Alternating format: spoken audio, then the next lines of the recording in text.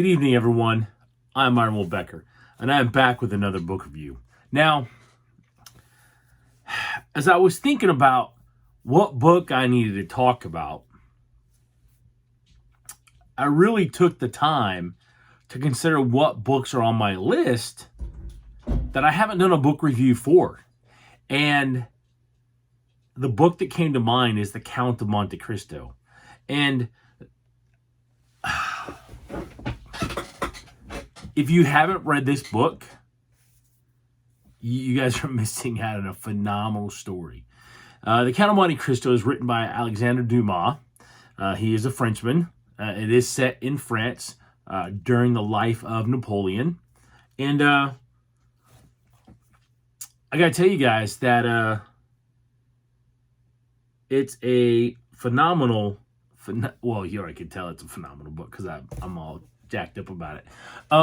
Okay, so here's what you need to know is that an innocent man is sent to prison for 13 years.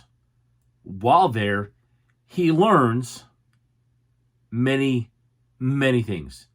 Imagine what you could do with a private tutor who knows how to do pretty much anything in the entire world in the 1700s. Or was it 1800s? Crud. 1800s. So, just imagine that, okay? And so, what he does is he learns that there is a vast hoard of wealth. I believe it's called the Treasure of Sparta. And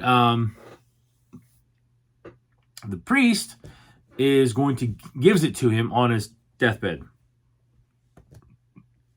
And because of the tutelage of Edmund over these 13 years, he takes advantage of the priest's death and escapes from the prison. You'll have to read the book or watch the movie to figure that out. The movie's almost as good, but beside the point. So, the reason that I was thinking about this is why would I recommend this book to you guys to read? And there's a couple reasons, okay? First of all, is it shows a man who lives by his principles. And that is something we are sorely lacking today, is enough men who openly, willingly, and with integrity live a principle-centered life.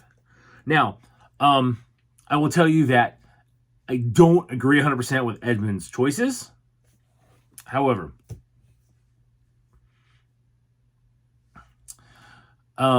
he does live the entirety by principles. And a couple of my favorite scenes from this book is, first of all, he follows an old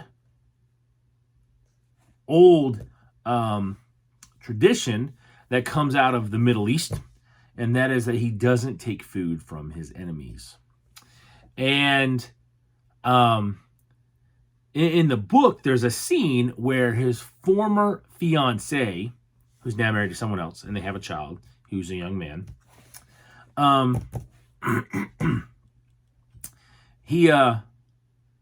he's there, and she says, "Muscatel grapes?" He's like, no, I never eat muscatel grapes. He has such composure throughout his entire interaction in the book after he gets out of the Chateau d'If, which is the prison that he goes to for 13 years. In the face of trial, in the face of frustration, he maintains his poise, his character, his integrity. And he just lives life on his own terms. Now, granted, he's extremely wealthy, has money to spare, and he gets revenge which I'll be honest with you, I don't agree with. He kind of plays the hand of fate or God, depending on what you believe, throughout the entirety of the book. And that's really what a good chunk of this is about, is his enacting revenge on those who wronged him and sent him to prison. There are some beautiful, beautiful scenes where he enacts that revenge in a way that lets the people know that he was the person they wronged. Now, some of the things that he does in the book is he saves the shipping company of his former captain, not his captain, but of his former employer before he got arrested, who maintained their loyalty to him even in his death, or even in his presumed death, because that's what they believed happened, that he was executed as a traitor. So he takes care of this family, completely rescues them out of bankruptcy, and provides wealth upon wealth for them. Really just does it in spades, okay? Does it in style, okay? He buys the residence where his father used to live. He and his father used to live, and he takes care of all the people that lived there when he was poor and destitute. He provides his fiancée with a residence there and a pension, and provides for her son, who kind of goes on and lives his own life because of an inheritance that he gives him. And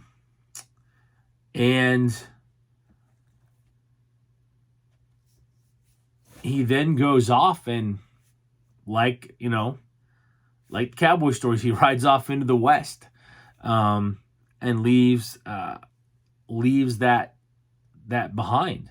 Now, what happens in the movie, though, is he and Mercedes get back together, and in the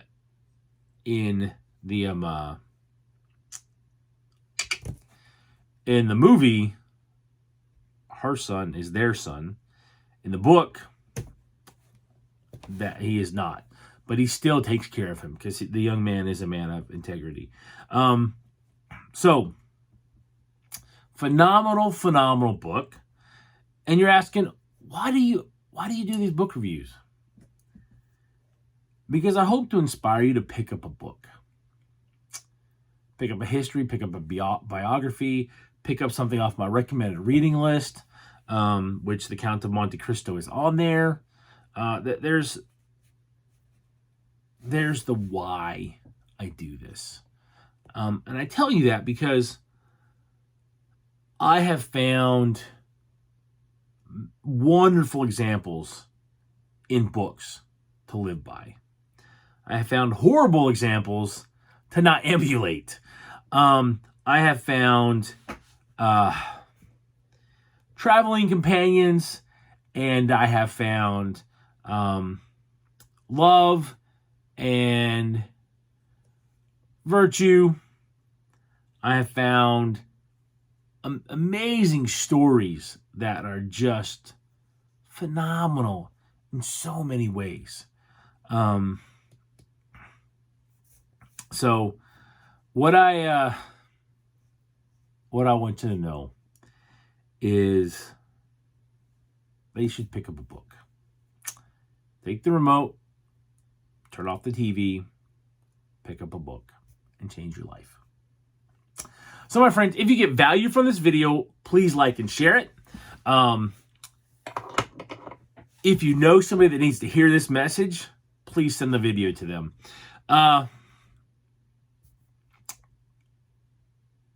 If you're on YouTube or if you're on Rumble, click below, subscribe, like, share, do all those things for me, please.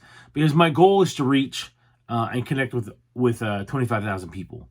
I know that doesn't seem like a lot, but really, I think I'm under 100 subs. And So the goal is to get to 25,000. Because I believe there's a lot of people out there that love to read and they just don't remember that. Because I was one of those people. Until a friend in high school handed me a book. And I learned to love to read again. So guys, thanks for spending time with me. I do personal and professional coaching. If you're looking to level up your leadership, make some changes in your personal life, I can help you with that. And I'm putting up my shingle for the first time, so to speak, to open my calendar to 4 to 5 people to work with you and to get you started in that process. So what you do is you go to my website, Turning Leafs, that's LEAFS.com. And on the bottom of the page, there is a Calendly link. Click that, book an appointment. It's for 30 minutes because I may not be the right person for you, or I may be the exact person that you need to talk to. So my friends, take care. I hope you guys go out and make it a great day and make it a great week. I will talk to you next time. This is Iron Will. Check it out.